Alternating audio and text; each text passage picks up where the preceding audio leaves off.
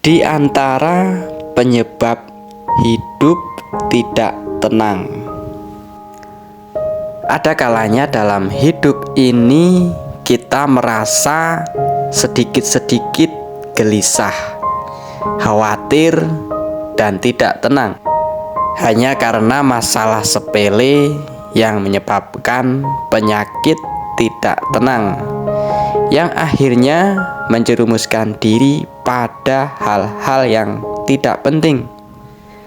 Namun tanpa sadari, penyakit ini ada penyebabnya. Gelisah dan hidup tidak tenang merupakan salah satu dari sekian banyak penyakit hati. Dari kegelisahan inilah kadang kita tidak bisa mengontrol diri dengan tenang. Pikiran susah menentukan mana yang benar dan mana yang salah, yang pada akhirnya cenderung menjerumuskan kita ke pilihan yang salah, sehingga menimbulkan kerugian bagi diri kita ataupun orang lain. Ibnu Sina pernah berkata bahwa ketenangan adalah sebagian dari obat dan kepanikan, atau kegelisahan adalah setengah dari penyakit. Kalimat ini mengisyaratkan bahwa panik, gelisah merupakan hal yang sangat penting untuk kita waspadai agar tidak terjadi pada kita.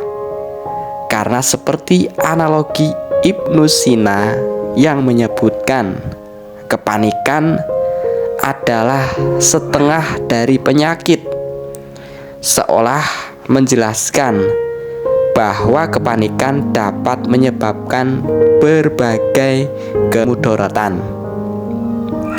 Oleh karena itu, penting bagi kita sebagai umat Islam yang bijak mengerti di antara penyebab penyakit adalah hidup yang tidak tenang. Karena hidup tidak tenang merupakan salah satu penyakit hati, maka sudah tentu ada yang salah dengan keimanan kita.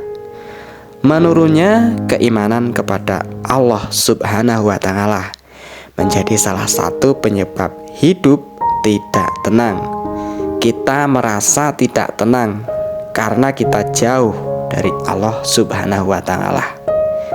Yang kedua adalah tidak bersyukur atas ketetapan yang sudah Allah Subhanahu wa Ta'ala takdirkan untuk kita. Kita hidup di dunia hakikatnya hanya sebagai seorang hamba. Dari kita diciptakan hingga nanti dimatikan oleh Allah, semua sudah ditakdirkan di Lauhul Mahfud. Lantas kenapa ketika ada hal yang tidak sesuai dengan keinginan kita terjadi, kita kecewa? Bukankah ini kehendak Allah Subhanahu wa Ta'ala? Apa yang kita inginkan belum tentu terbaik untuk kita. Oleh karena itu, kita harus bisa tetap bersyukur dalam segala situasi agar hidup tetap tenang.